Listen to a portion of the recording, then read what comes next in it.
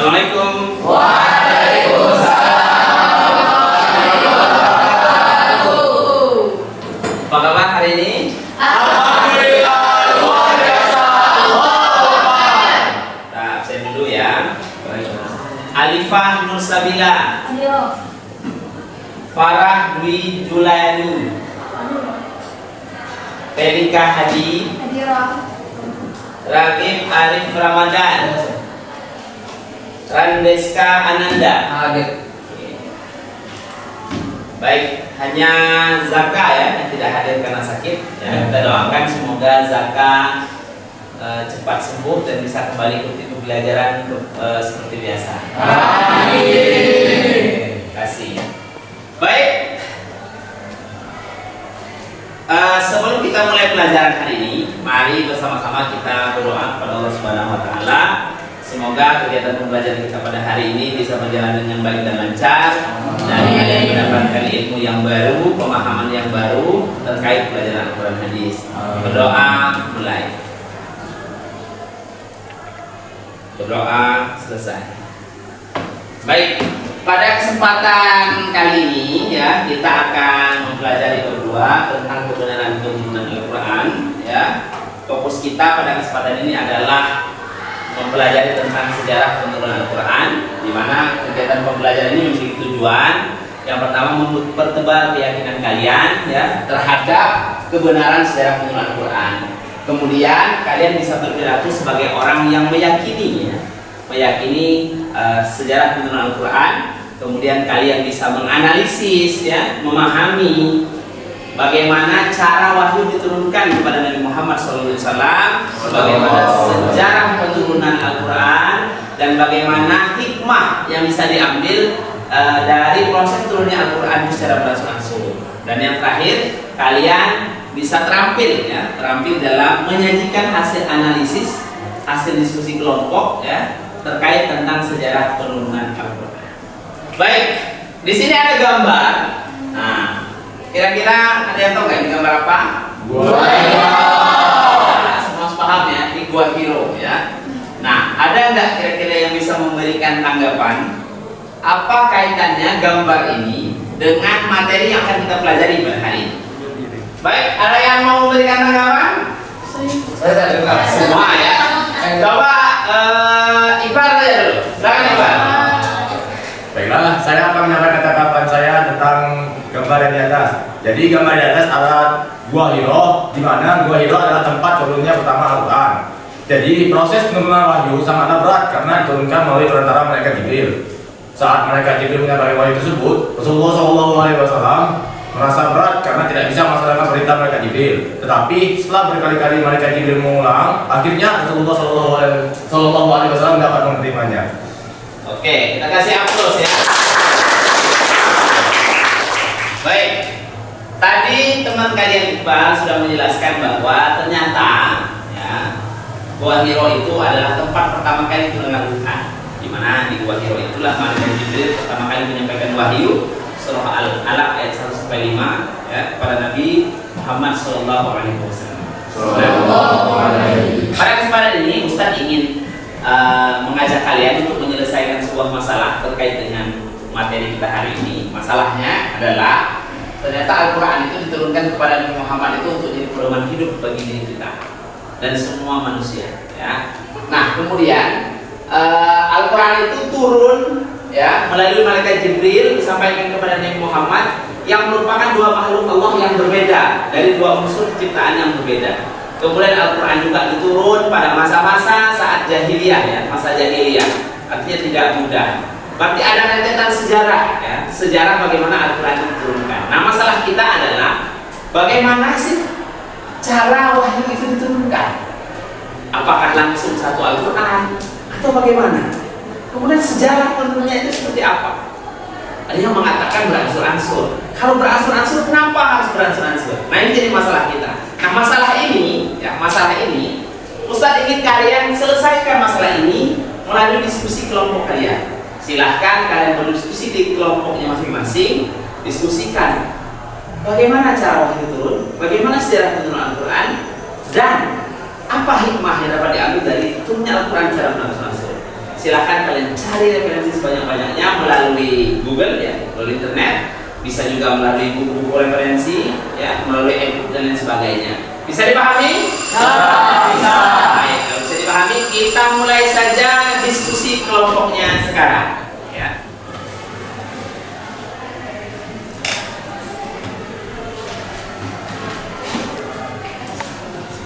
Nah, ini anak yang diskusi dan tentang masalah Al-Quran. Jadi, Al-Quran diturunkan menggunakan waktu 22 tahun, 2 bulan, dan 2 bulan.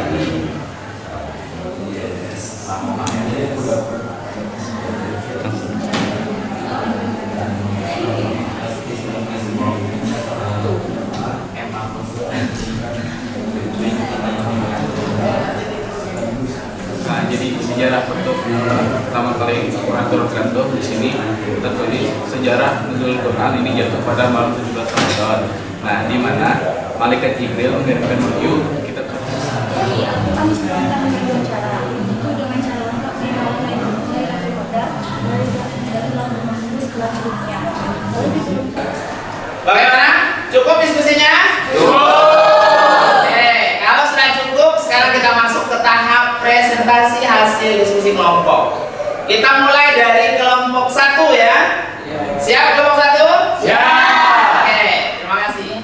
Assalamualaikum warahmatullahi wabarakatuh. Waalaikumsalam warahmatullahi wabarakatuh. Baiklah teman-teman, kami dari kelompok 1 akan mempresentasikan hasil diskusi kami mengenai tugas teman masalah yang telah diberikan oleh Ustaz Sumarno. Jadi mengenai cara diturunkannya wahyu kepada Nabi Muhammad SAW. Jadi Al-Quran itu diturunkan kepada Nabi Muhammad SAW melalui perantaran malaikat Jibril selama 23 tahun. Cara yang pertama adalah malaikat Jibril memasukkan wahyu ke dalam hati Nabi Muhammad. Cara yang kedua, malaikat muncul di hadapan Nabi Muhammad SAW. Cara yang ketiga, malaikat menampakkan wujud aslinya kepada Nabi. Lalu cara selanjutnya adalah wahyu datang kepada Nabi seperti gemerincing lonceng. Cara yang ini adalah cara yang paling berat bagi baginda kita Nabi Muhammad, karena kadang pada keningnya berkeringat meskipun turunnya wahyu di musim dingin, dan terkadang unta baginda Nabi terpaksa berhenti dan duduk karena merasa berat bila wahyu turun ketika Nabi sedang mengendarai unta. Baik, kasih aplaus dulu untuk presentasi kelompok 1. Ada yang mau menanggapi atau memberikan pertanyaan? Ya. Oke, kita satu orang saja, si Ragib. Silakan Ragib. Baik, Assalamualaikum warahmatullahi wabarakatuh.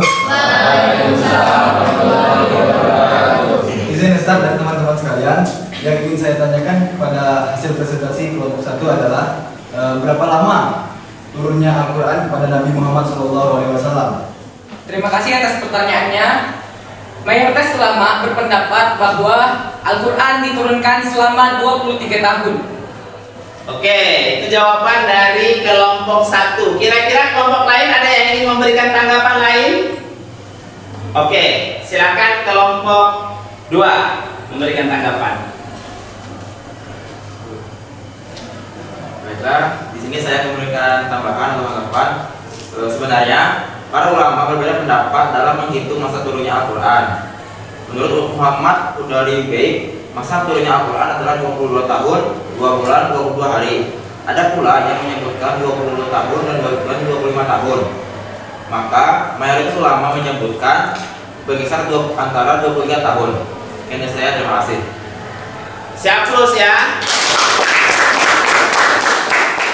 Bagaimana lagi? Bisa diterima jawaban dari dua temannya? Sudah Ustaz. Oke, terima kasih.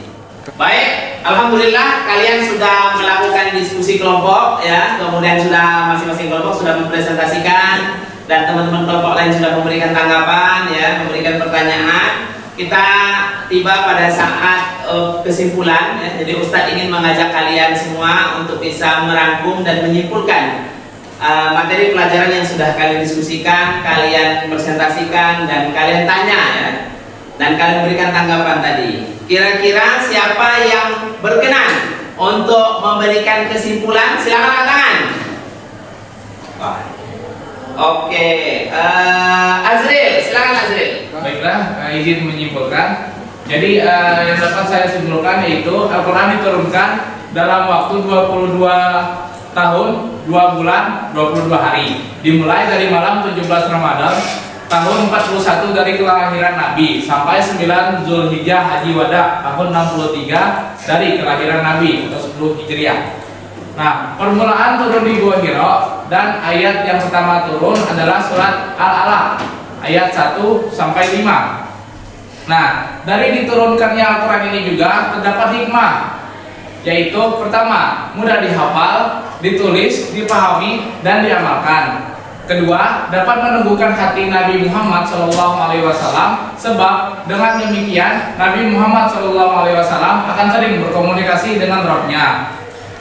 Nah, yang ketiga yaitu akan lebih berkesan di hati umat Islam, terutama pada ayat-ayat yang turun berkenaan dengan peristiwa-peristiwa tertentu.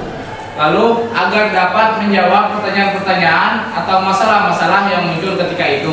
Dan terakhir yaitu dapat meringankan umat Islam dalam upaya meninggalkan sikap, mental, dan tradisi jahiliyah yang negatif secara berangsur-angsur. Mungkin sekian yang dapat saya sampaikan. Sekian, terima kasih. Oke, terima kasih untuk Azril yang sudah memberikan kesimpulan. Kita kasih aplaus dulu ya. Baik ya, apa yang sudah disimpulkan oleh Azril itu benar ya, dan sudah lengkap ya terkait dengan kegiatan belajar kita pada hari ini. Ustadz ingin berikan penguatan bahwa ulama berbeda pendapat tentang cara penggunaan Al-Quran. Ada ulama yang berpendapat bahwa Al-Quran itu diturunkan secara langsung, secara utuh dari awal sampai akhir ya, pada malam Lailatul Qadar. Ya, adapun turun kepada Nabi Muhammad SAW itu secara berangsur-angsur. Kemudian ada pula ulama yang berpendapat bahwa Al-Quran itu diturunkan selama 20 kali Lailatul Qadar, 23 kali Lailatul Qadar, atau 25 kali Lailatul Qadar selama 20, 23 atau 25 kali 5 tahun. Ya. Nah, pada setiap tahun itu hanya sekedar untuk menurunkan kepada Nabi Muhammad SAW itu setiap tahun berarti ya. Kemudian pendapat yang ketiga itu ada ulama yang berpendapat bahwa Al-Quran itu diturunkan sekaligus pada malam Lailatul Qadar dan diturunkan kepada Nabi Muhammad itu secara berangsur-angsur. Nah, dapat disimpulkan ya bahwa proses penurunan Al-Quran itu melalui 3 tahapan. Yang pertama itu turun dari Lauhul Mahfuz ke Baitul Izzah langit dunia. Kemudian dari Baitul Izzah turun ke langit dunia ya. Dari langit dunia, dari langit dunia itu turun kepada Nabi Muhammad SAW melalui malaikat Jibril secara berangsur-angsur. Jadi mulai turun ke Lauhul Mahfuz, kemudian dari Lauhul Mahfuz turun ke Baitul Izzah. Nah, kemudian dari Baitul Izzah diturunkan kepada Nabi Muhammad SAW secara berangsur-angsur. Tentunya menyesuaikan dengan kondisi pada saat itu. Sehingga Al-Quran yang diturunkan itu ya, itu bisa menjadi jawaban atas pertanyaan-pertanyaan atau permasalahan yang muncul ketika itu ya. Sehingga bisa meneguhkan hati umat Islam ya, gitu ya. Untuk menguji pemahaman Anda tentang materi pelajaran kita pada hari ini, Ustaz akan berikan beberapa pertanyaan ya. Kita akan talking stick. Jadi ini Ustaz punya stick. Silahkan stick ini diestafetkan selama lagu diputar ya. Ketika lagu berhenti, di tangan siapa stick ini berada, maka dia yang harus menjawab pertanyaan dari Ustaz. Paham? Paham. Nanti kita akan buat lingkaran ya, sehingga kalian bisa lebih mudah untuk mengestafetkan sticknya. Terima kasih ya. Kita mulai ya.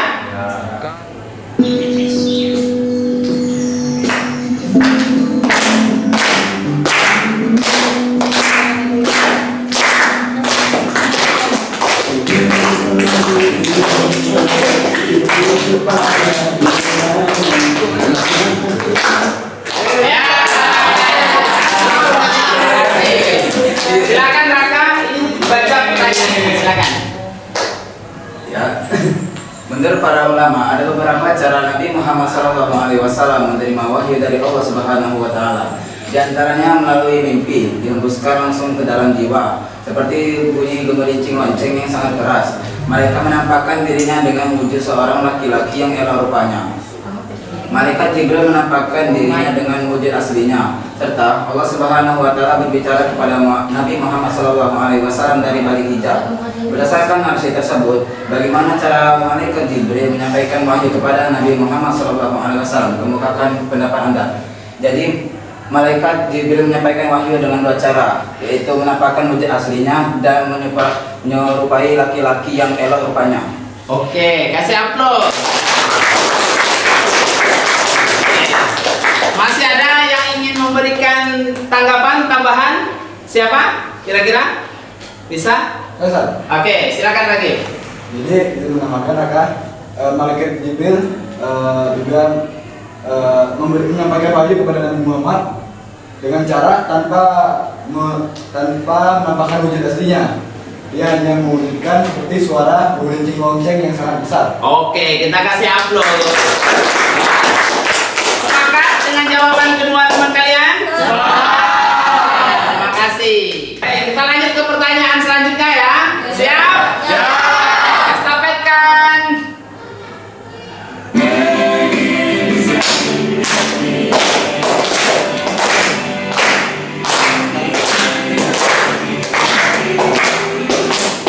Oke, silakan.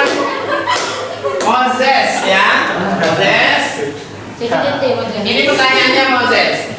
Al-Quran diturunkan oleh Allah Subhanahu wa Ta'ala kepada Nabi Muhammad SAW melalui perantara malaikat Jibril secara bertahap. Hal tersebut dikarenakan Al-Quran diturunkan sesuai dengan kondisi dan konteks sosial masyarakat Arab pada saat itu. Ada beberapa pendapat ulama tentang cara Al-Quran diturunkan kepada Nabi Muhammad SAW. Coba uraikan dan simpulkan pendapat ulama tersebut.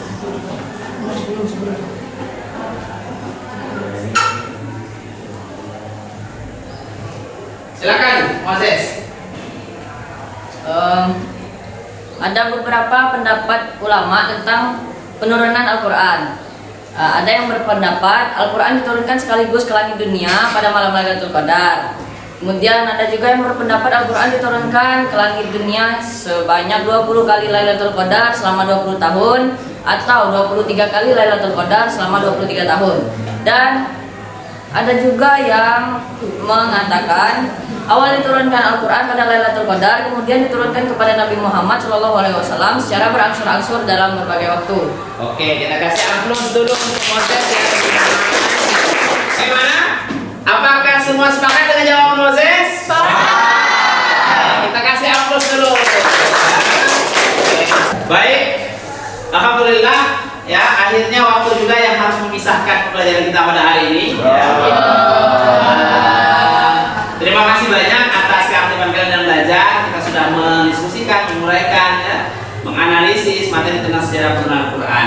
Insya Allah pada pertemuan selanjutnya kita akan membahas dan menganalisis ya bagaimana sejarah penulisan Al-Quran. Mari kita tutup pelajaran hari ini dengan berdoa. Bismillahirrahmanirrahim. Subhanallah wa bihamdihi.